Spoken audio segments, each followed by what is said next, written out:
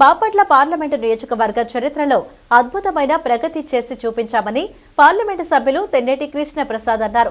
2 ఏళ్ల వ్యవధిలో 12,000 కోట్ల రూపాయలు రైల్వే శాఖకు సంబంధించి ప్రతిపాదనలు చేశామని చెప్పారు. మరో 6,000 కోట్ల రూపాయలు నేషనల్ హైవేల నిర్మాణానికి సంబంధించి ప్రతిపాదనలు సిద్ధంగా ఉన్నాయని తెలిపారు. బాపట్ల రాజకీయ చిత్రపటంలోనే ఇదొక ఘనమైన రికార్డుగా ఎంపీ తెన్నేటి చెప్పారు. కూటమి ప్రభుత్వం ఏర్పడి 2 సంవత్సరాలు పూర్తయిన సందర్భంగా బాపట్ల పార్లమెంటు నియోజకవర్గంలో చేపట్టిన అభివృద్ధి కార్యక్రమాలను ఈ సందర్భంగా ఎంపీ కృష్ణ ప్రసాద్ విలేకరులకు వివరించారు. అందరికీ నా నమస్కారం. చాలా సంతోషంగా ఉంది. మళ్ళీ బాపట్ల పార్లమెంటు నియోజకవర్గంలో నన్ను దీవించి ఓట్లు వేసి ఎంపీగా చేసిన ప్రజలతో మళ్ళీ మాట్లాడడానికి నాకు అవకాశం ఉంటుంది. మిత్రులారా, ఇటీవలే మనం చూస్తున్నాము, జూన్ 10వ తారీఖు నాడు యావత్ భారతదేశంలో అందరూ ఎన్డీఏ ప్రముఖులందరూ కలిసి ఢిల్లీలో శ్రీ నరేంద్ర మోదీ గారు వరుసగా 12 సంవత్సరాలు 4,399 డేస్ 4,399 రోజులు ఏకదాటిగా ప్రధానమంత్రిగా పనిచేస్తూ ఒక రికార్డు సృష్టించారు. అంతకుముందు 60-70 సంవత్సరాల పాలన చేసిన కాంగ్రెస్ పార్టీలో ఉన్న ప్రధానమంత్రులు అందరి రికార్డు మన ప్రియతమ ప్రధానమంత్రి గారు శ్రీ నరేంద్ర మోదీ గారు ఆ రికార్డుని బద్దలు కొట్టారు. సరే, మరి బద్దలు కొట్టారంటే మామూలుగా బద్దలు కొట్టలేదు సుమా. ఆ రికార్డు అంటే రికార్డే. 2014 సంవత్సరంలో ఆయన ప్రధానమంత్రి అయినప్పుడు మన భారతదేశ పరిస్థితి ఎలా ఉండేది?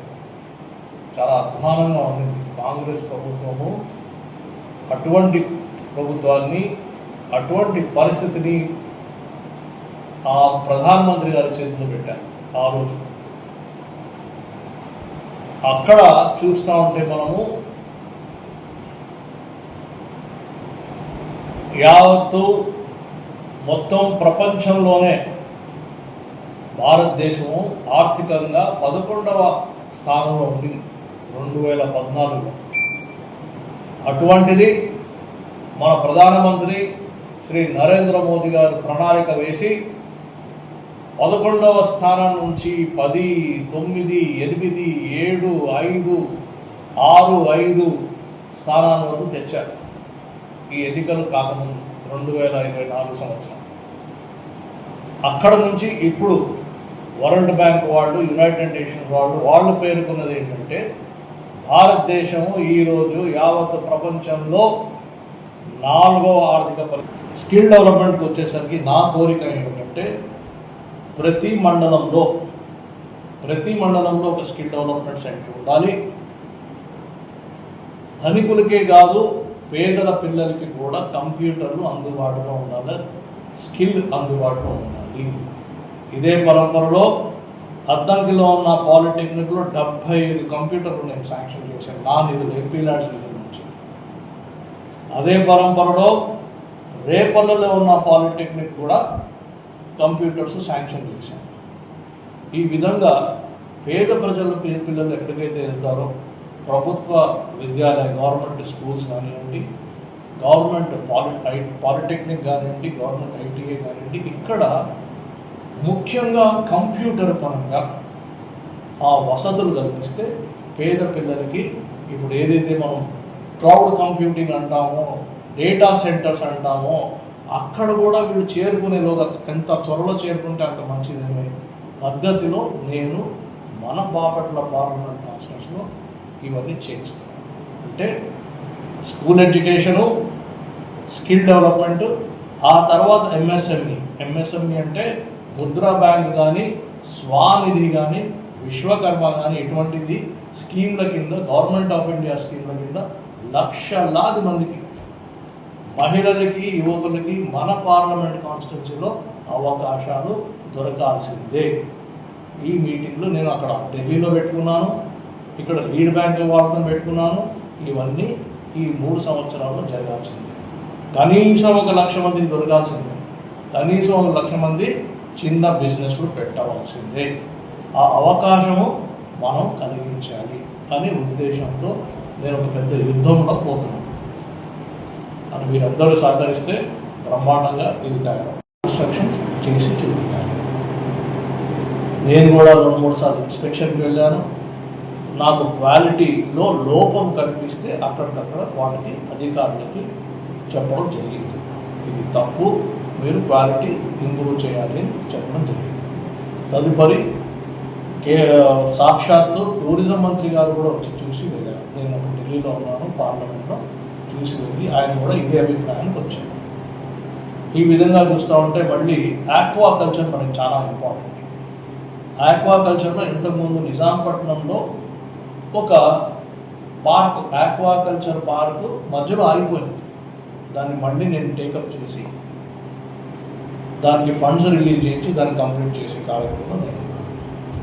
అదేవిధంగా మళ్ళీ నిజాంపట్నం హార్బర్ కూడా మధ్య వరకు కట్టి మధ్యలో ఆపేశాను. దాన్ని కూడా కంప్లీట్ చేయాలి, దాన్ని కూడా పర్సూ చేసి ఫాలో అప్ చేసి చేస్తాను. టూరిజంలో ఇంకో విషయం ఏంటంటే చాలా మహత్తకరమైన విషయం. భట్టిప్రోల్లో క్రీస్తు శకం ముందు కంటే కట్టిన బౌద్ధ స్తూపం ఒకటి ఉంది. ఆ బౌద్ధ స్తూపం చూడడానికి జపాన్ నుంచి, చైనా నుంచి, కొరియా నుంచి, సింగపూర్ నుంచి బౌద్ధులు వస్తూ ఉంటారు. పాపం వాళ్ళు వచ్చినప్పుడు కనీసం తినడానికి సరైన ఫుడ్, రెస్టారెంట్ లేదు. అంత దూరం నుంచి వచ్చిన, విదేశాల నుంచి వచ్చిన వాళ్ళకి ఉండడానికి ఒక పడక లేదు, హాస్టల్ లేదు, ఒక మన హోటల్ లేదు. అందుకు 25 కోట్ల రూపాయలతో టూరిజం సెంటర్గా మార్చాలని, ప్రిజర్వేషన్ చేస్తూ టూరిజం ఫెసిలిటీస్ కూడా ఇవ్వాలని కొత్త ప్రతిపాదన నేను పెట్టాను. అక్కడ పోయి మళ్ళీ టూరిజం మినిస్టర్ గజేంద్ర సింగ్ షేకావత్ గారితో మాట్లాడితే ఆయన, సార్ నేను శాంక్షన్ చేసేసాను అనుకోండి, మీరు అయిపోయింది, మీరు అడిగిన 25 కోట్లు డన్ అని ఆల్రెడీ ఆయన నాకు అష్యూరెన్స్ ఇవ్వడం జరిగింది. మన దగ్గర నుంచి నేను పంపించేశాను ప్రపోజల్, మన స్టేట్ నుంచి పోయి అక్కడ రీచ్ అవ్వడమే, అంతే, ఆయన సైన్ చేసేస్తాను. ఇది చాలా చాలా ఇంపార్టెంట్ ప్రాజెక్ట్. ఎందుకు అంటే సడన్గా మనము భట్టిప్రోలు అనేది ఇంటర్నేషనల్ బుద్ధిస్ట్ సర్క్యూట్లో మన పేరు టక్ మన మ్యాప్లోకి వస్తుంది. అప్పుడు ఇంటర్నేషనల్ టూరిస్ట్ వస్తారు. అది బౌద్ధ మతానికి చెందిన టూరిజం స్పాట్. నేను చాలా చాలా గర్వంగా ఫీల్ అవుతాను. దానికోసం 1000 కళ్ళతో ఎదురు చూస్తున్నాను. అది ఖచ్చితంగా చేసి చూపిస్తాను. సర్దార్ మోదీ అని మనం చూసుకున్నాం. మొన్న తిరుపతిలో 2 years ఆఫ్ గవర్నెన్స్ అని విషయాలు మాట్లాడుకున్నాం. ఇక్కడ చూస్తే టీఎస్సీ కింద ఉద్యోగాలు ఇవ్వడం, పోలీస్ కానిస్టేబుల్స్, పోలీస్ డిపార్ట్మెంట్లో ఉద్యోగాలు ఇవ్వడం అనేది మనం చూసాం. గత ప్రభుత్వం చేయనివన్నీ ఈ ప్రభుత్వం, మంచి ప్రభుత్వం చేసి చూపిస్తుంది. అది న్యాచురల్లీ అని మనం చేయలేదే, వీళ్ళు చేస్తున్నారనే వాళ్ళు కడుపులు మంట ఉంటుంది కదా. ఏదో ఒకటి అంటారు, దారం పడిపోయినప్పుడు ఏదో అనాలి కదా అంటూ ఉంటారు. దాన్ని పట్టించుకునే అవసరం లేదు. ఎందుకంటే నేను క్లియర్గా చెప్పాను, ఇంత డెవలప్మెంట్, అభివృద్ధి ఎన్నడూ జరగలేదు. ఇప్పుడు మనం చేసి చూపిస్తున్నాం కాబట్టి కన్ను కొట్టు ఉన్న వాళ్ళకి ఉంటుంది, కడుపులో మంట ఉన్న వాళ్ళకి ఉంటుంది. వాళ్ళు మాట్లాడేది మాట్లాడుతూ ఉంటారు, ప్రజలు వాళ్ళని పట్టించుకోరు, డబ్బులు ఖర్చు పెట్టి జనాన్ని పోగు చేసుకుంటూ ఉంటారు. అది మామూలే, వాళ్ళని మనం పట్టించుకోవద్దు. మనం అభివృద్ధి, ప్రగతి బాటలో ఉన్నాము. ఆ బాటనే మనం నమ్ముకుని ఉన్నాము. అదే బాటలో మనం నడుస్తూ ఉన్నాము.